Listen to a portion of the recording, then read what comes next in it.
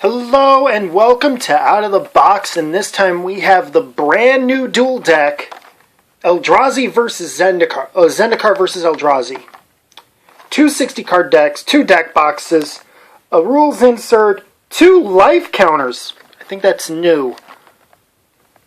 A rules reference card, strategy insert, and 10 creature tokens. Well, let's crack this bad boy open. These decks, by the way, actually contain cards coming out in Battle for Zendikar. So, we've got some new stuff in here, too. Oh, there's a what's this that fell? This is the how to use the Duel deck thing. Alright. Alright, here are the Duel deck. Oh, these are actually kind of nice looking. We've got ourselves the boxes for Zendikar versus Eldrazi. The Zendikar deck appears to be green-white. The Eldrazi deck is red-black.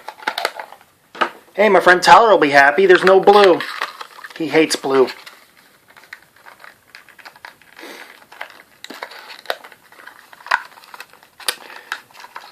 Now, the Eldrazi were kind of weird when they originally came out because they were really damn expensive. Like, the cheapest one was a 6-drop. Oh, and the life counters have the Planeswalker symbol on the 20. That's nifty. Alright, so we've got some foils here. We've got Avenger of Zendikar. When it enters the battlefield, put a number of plant tokens on the battlefield for each land you control, and when a land enters play under your control, each of your plants gets a +1/+1 counter. Pretty cool. An Oblivion Sour. When you cast it, target opponent exiles the top 4 cards of his or her library, and you may put any number of lands exiled that way onto the battlefield under your control. And it's a 5/8 for a bunch. Looks like 6. I can't see very well. So on top of there being a bunch of Eldrazi, there's 3 new frickin' abilities in this thing. There's Devoid, which makes which tells you, hey, this spell has no color.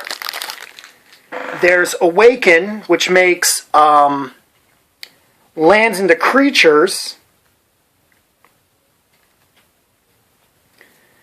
And I actually forget what the third one is off the top of my head. Ingest. When this creature deals combat damage to a player, that player exiles the top card of their library. But, so yeah. I'm just going to fiddle through these. I'm going to show off, the rares like I usually was going to do. We've got Magma. Sacrifice a non-land permanent. Magma deals 1 damage to target creature or player.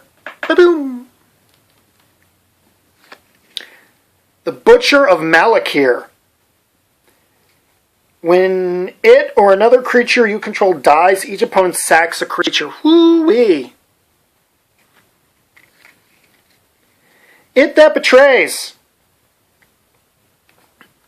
This one needs no explanation.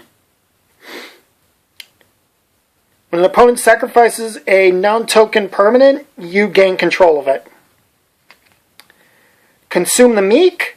Destroy each creature with converted mana cost 3 or less. Ba-boom. And Hellion Eruption. Sacrifice all creatures you control. Put that many Hellions onto the battlefield. That's pretty wild. And that's the Eldrazi side. Let's see what the Zendikar side has going for us. Since it's green-white, I'm assuming there's going to be a lot of tokens.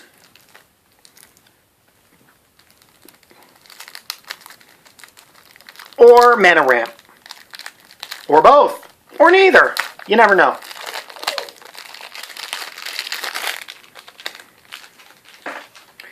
We've got What? Scoop Mob. At the beginning of your upkeep, if you control 5 or more lands, put 4+1/+1 counters on this. Woo-wee! We've got Veteran War Leader. Power and toughness equal to the number of creatures you control. Tap another untapped ally you control. This guy gains First Strike, Vigilance, or Trample. It's pretty damn good. Seer Sundial. When a land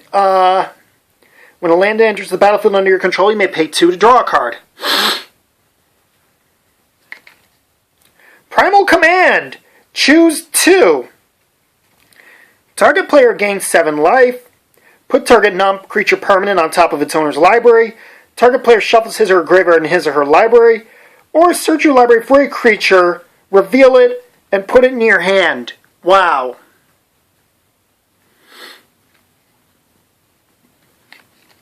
Stirring Wildwood. It can become a green and white elemental. And it taps for mana too. And then other things. Level up creatures. It looks like there's a bunch of level ups. Colony Heart Expedition. I love that card. So yeah, that's both decks in a nutshell. Oh, and there's plant tokens. So I'm assuming the other deck probably has Eldrazi spawn. It's got a few Eldrazi spawn and 1 Hellion. Huh. Well, that's a brief glimpse at the new Duel deck. I will see you next time.